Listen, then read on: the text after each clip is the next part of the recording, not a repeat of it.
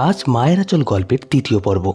ফোনটা কানে ধরে শাহানা বেগম কিছুক্ষণ নিশ্চুপ দাঁড়িয়ে রইলেন। বারান্দার বাইরে সন্ধ্যা নেমে এসেছে। দূরের গাছগুলোর ছায়া ধীরে ধীরে অন্ধকারে মিলিয়ে যাচ্ছে, কিন্তু তার চোখের সামনে যেন 30 বছর আগের একটা দুপুর ভেসে উঠল।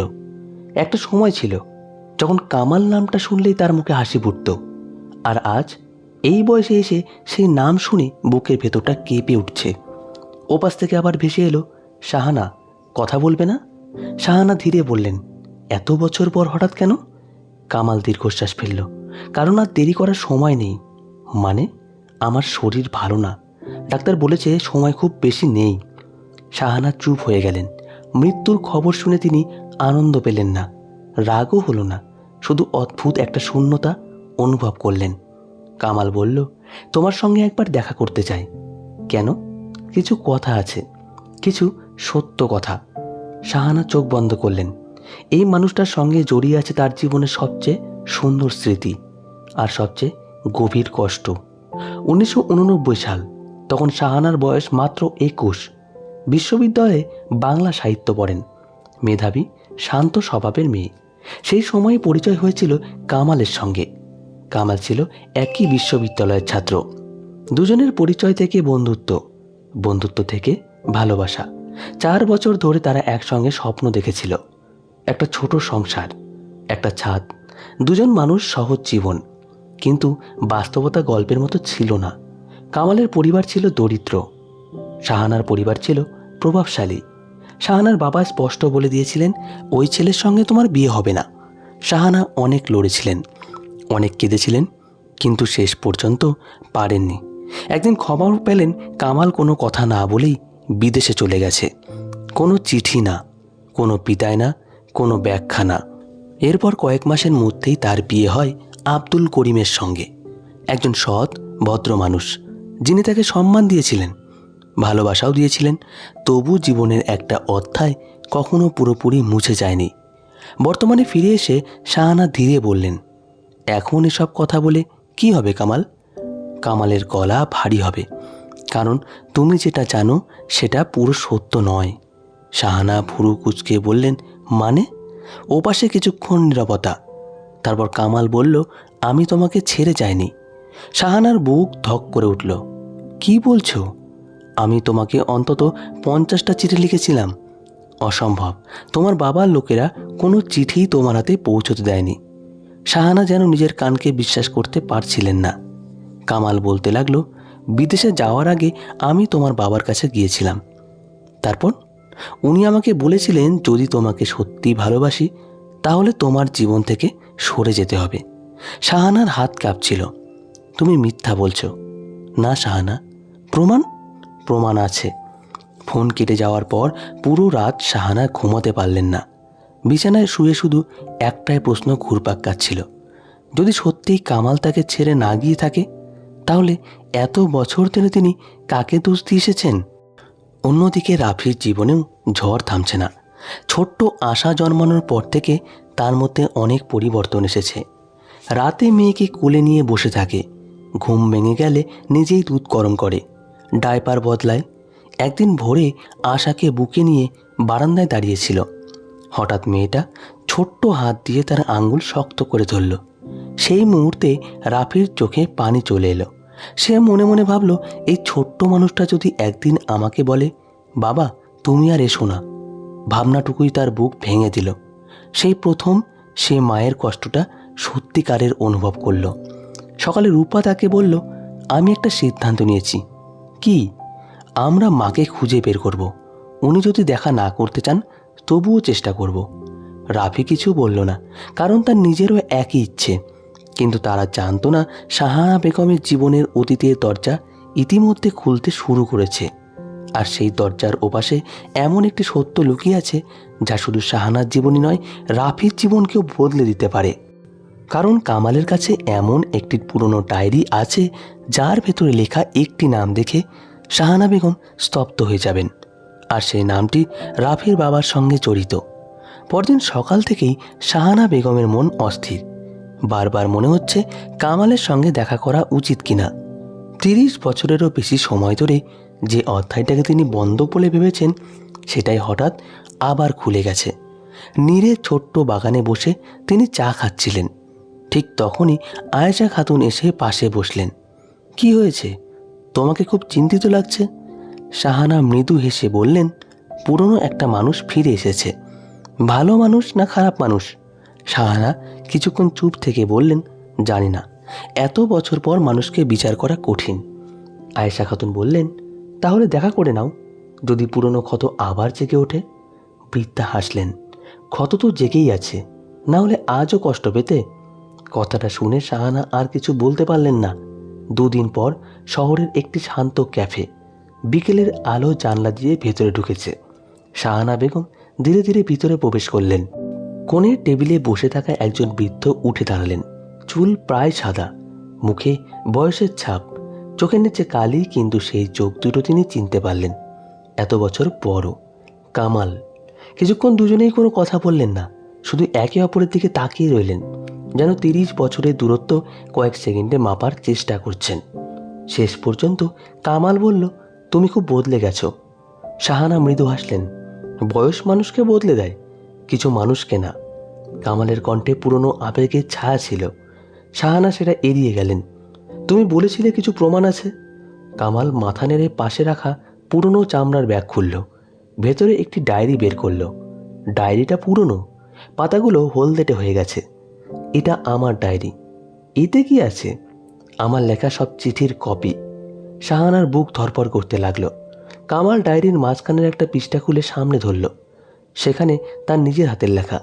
তারিখ 15 জুলাই 1990। শাহানা, আজ তোমার বাবার সঙ্গে দেখা হলো।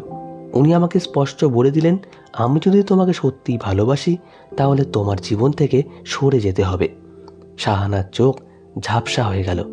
কামাল আরেকটা পৃষ্ঠা খুলল। আজ বিদেশে যাচ্ছি, কিন্তু প্রতিশ্রুতি দিচ্ছি ফিরে এসে তোমাকে খুঁজব।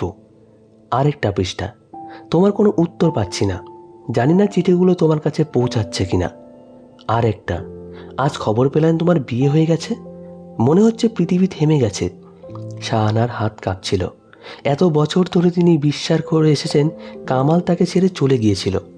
আজ বুঝতে পারছেন সত্যিটা হয়তো অন্য ছিল, কিন্তু সবচেয়ে বড় ধাক্কা তখনও বাকি ছিল। কামাল ডায়েরির শেষ দিকের একটা পৃষ্ঠা খুলল। সেখানে একটা নাম লেখা।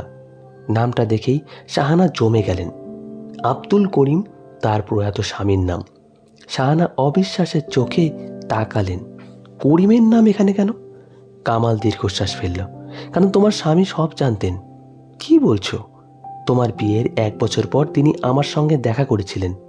শাহানার নিঃশ্বাস যেন বন্ধ হয়ে গেল। অসম্ভব, তিনি আমাকে খুঁজে বের করেছিলেন। কেন? কামালের চোখ ভিজে উঠল।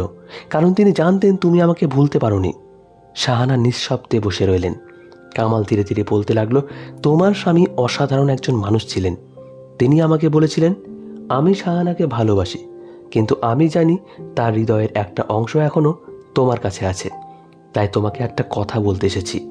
শাহানার চোখ দিয়ে পানি গড়িয়ে পড়ল। কামাল বলল, তিনি আমাকে অনুরোধ করেছিলেন যেন আমি আর কখনো তোমার জীবনে ফিরে না আসি। কেন? কারণ তিনি ভয় পেতেন না। তাহলে? তিনি শুধু চেয়েছিলেন তুমি শান্তিতে থাকো। কামালের গলা কেঁপে উঠল। তিনি বলেছিলেন, যদি শাহানা কখনো তোমার কথা জানতে পারে তাহলে সে সারা জীবন দ্বিধায় ভুগবে। আমি চাই না সে কষ্ট পাক। শাহানা আর নিজেকে সামলাতে পারলেন না। চোখের জল থামছিল না, কারণ তিনি হঠাৎ বুঝতে পারলেন যে মানুষটাকে তিনি সারা জীবন শুধু দায়িত্বশীল স্বামী হিসেবে দেখেছেন, সেই মানুষটি তাকে কত গভীরভাবে ভালোবাসতেন। এতটাই ভালোবাসতেন যে নিজের সুখের চেয়েও তার শান্তিকে বড় মনে করেছিলেন। সেই সন্ধ্যায় বাড়ি ফেরার সময় শাহানার মন পুরোপুরি বদলে গিয়েছিল। জীবনের এতগুলো বছর পর তিনি যেন নতুন করে নিজের অতীতকে চিনলেন। কিন্তু তিনি জানতেন না ঠিক সেই সময় রাফি তার মাকে খুঁজে বের করার জন্য এমন একটি পদক্ষেপ নিতে যাচ্ছে যা পুরো শহরের নজর কাড়বে। আর সেই খবর কয়েকদিনের মধ্যেই শাহানার কাছেও পৌঁছে যাবে। ক্যাফে থেকে ফিরে আসার পর পুরো রাত শাহানা বেগম ঘুমোতে পারলেন না। বিছানার পাশে ছোট্ট বাতিটা জ্বলছিল। ঘড়ির কাঁটা রাত 2টা পেরিয়ে 3টায় পৌঁছেছে, কিন্তু তার চোখে ঘুম নেই। বারবার মনে পড়ছে আব্দুল করিমের মুখ, সেই শান্ত মানুষটা, যিনি কখনো উঁচু গলায় কথা বলেননি, কখনো নিজের কষ্ট প্রকাশ করেননি, কখনো জানতে চাননি শাহানার মনে অন্য কারো স্মৃতি আছে কিনা। আজ এত বছর পর তিনি বুঝতে পারছেন করিম সব জানতেন, সব বুঝতেন, তবুও কখনো তাকে অস্বস্তিতে ফেলেননি। একসময় শাহানা উঠে আলমারির পুরনো ড্রয়ার খুললেন। সেখানে করিমের কিছু জিনিস এখনও যত্ন করে রাখা। একটা পুরনো ঘড়ি, এক জোড়া চশমা, কিছু কাগজপত্র আর একটা ছোট্ট ডায়েরি। করিমের মৃত্যুর পর তিনি কখনো ডায়েরিটা খোলেননি। সেদিন হঠাৎ কৌতূহল হলো। ডায়েরি খুলতেই মাঝখানে একটা ভাঁজ করা কাগজ বেরিয়ে এলো। কাগজটা হলদেটে হয়ে গেছে। কাপা হাতে খুললেন। উপরে লেখা, যদি কোনোদিন শাহানা এটা পড়ে। শাহানার বুক কেঁপে উঠল। এটা করিমের লেখা।